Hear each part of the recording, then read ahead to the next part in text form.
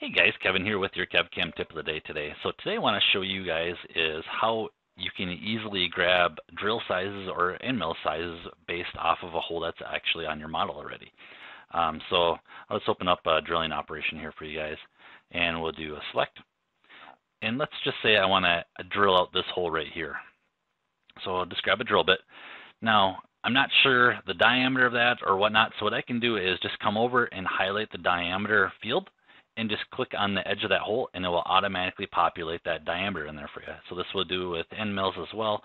If we want to come in here and add an end mill, and we'll just highlight what we have there, click on the edge, and our diameter will automatically populate for us. So just want to show you guys that tip for the KevCAM tip of the day today, and how easy it is to just use that field and highlight for your diameter and click on that edge. So thanks guys.